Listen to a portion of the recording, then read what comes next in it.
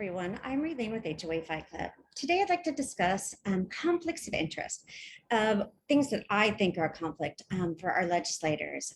Today, I saw the announcement, and I don't know when it was when the thing took place or not, but that there was a legislator that received Legislator of the Year from CAI of Washington State. Now, that doesn't seem like it would be a big deal, but to me, it is kind of a big deal. And the reason it's a big deal is because legislators affect the laws. They write the laws, they draft the laws, they participate in the laws, they debate the laws, and they pass them for certain reasons. So if a group, a private group, is making a profit off of homeowners, and then they award this legislator of the year, what did that legislator do for that group that would give that kind of award? I mean, it just, you have to ask what laws were passed that gives this legislator the opportunity to be Legislator of the Year for a private group, a trades group that profits from homeowners.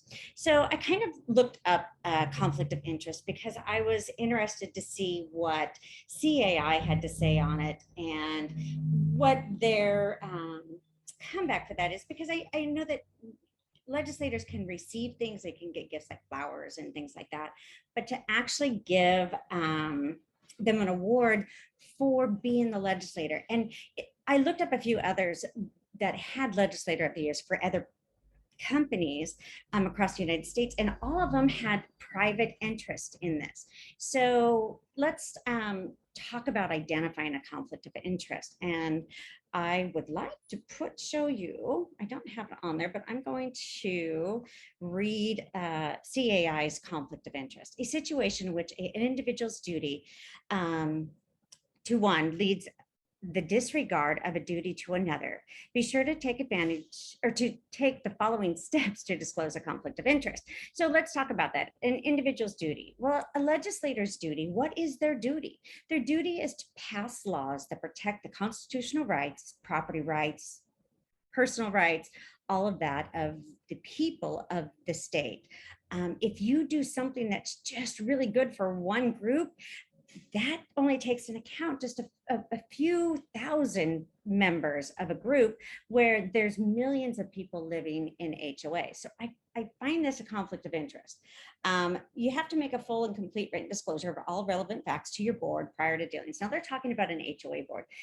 It's the same thing. A board can't have conflict of interest either. They have to make sure that they're not profiting from the association, they're not benefiting from the association, and that's where the conflict comes in. So usually boards, hey, if I give this fence project to a contractor, the contractor comes back and does the president's flooring. That's a conflict of interest. It's actually, you know, it can be such a minor thing, but and what seems so little to somebody is a huge deal to other people.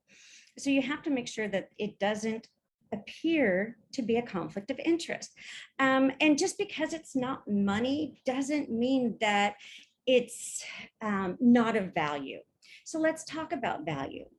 If CAI has things passed that have non-judicial foreclosure, which most of the laws that have been created for condo associations and HOAs across the United States allow for foreclosure. So if you don't pay your assessments, the board can put a lien on your home and they can foreclose. And they can do it quickly, non-judicially, without any paper sent, without any notification given, because when you purchase that home, there's already a lien applied. And they already have power of attorney. So they don't need your permission to put a lien on the home and foreclose. Most people don't know that. So if legislators pass laws that allow for non-judicial foreclosure, then that hurts the homeowner. If they also allow for laws that violate our constitutional rights, that is actually, especially in Washington state, is actually a violation of the law. So the legislators to pass condo laws and HOA laws would have to violate the Washington state constitution to give a corporation the special privilege to fine people, to foreclose on people, to act as a municipality. That is a special privilege under the Washington state constitution. So we have to be very clear on the duties of an HOA. And the conflict of interest that I have with this trades group, CAI, giving awards to legislators it's just not ethical. I mean, it just shows that this group has control of this legislator, and that legislator is passing bills for that group. So when I look at HOA, everybody that I've worked with, now Tina Orwell is my representative. She's been my representative for a long time, but Tina doesn't just do things for her own personal benefit or for a group's benefit, in my eyes, because she's been very fair. She's come to every meeting. She meets with us. She meets with our homeowners, and she does good things for the homeowners. She keeps them out of foreclosure. But there has been laws passed from 2018 that I know for sure that they have things that the attorneys can avoid the fair collection laws. That is a monetary gain that was gained when they created the first part of the legislation for HOA and condo law. RCW 6438 and 6434 and 6432 are all unconstitutional laws. And I have to think that 6490 is also an unconstitutional law because it hurts the people, because it gives away your constitutional rights, which you can't do in Washington state. Can't sign away your rights in a private contract. So allowing for attorneys to use that against homeowners, well, you sign the contract.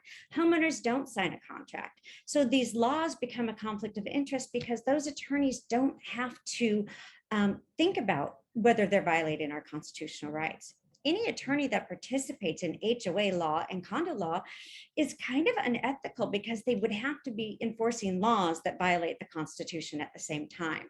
So those are conflict of interest, and legislators that pass laws will benefit.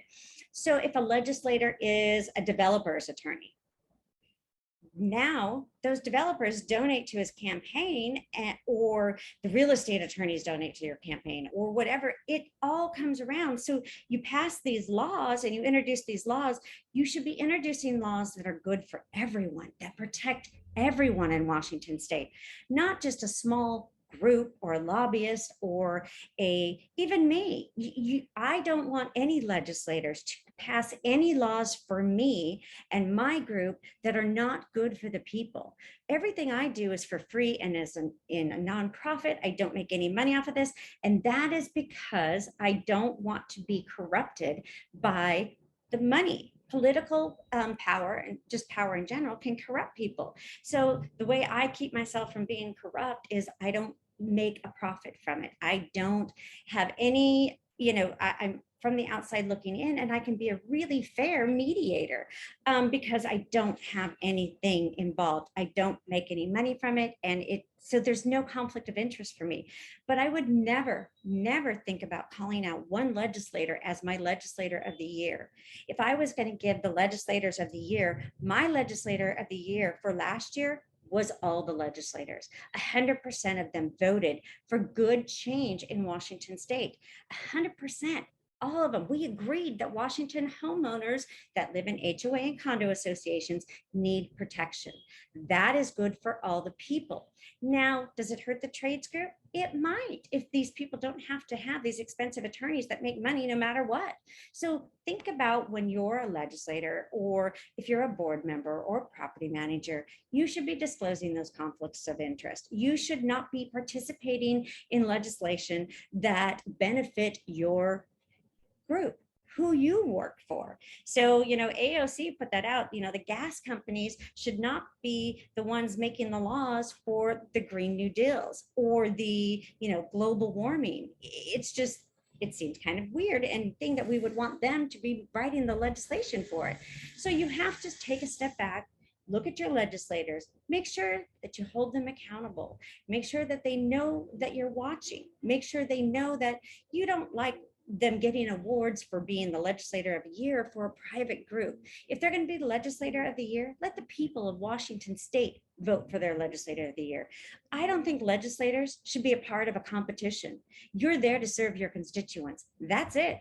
That's all you're supposed to be doing. So if you're doing more than that and you're getting your political gain and political power, that's a benefit to you.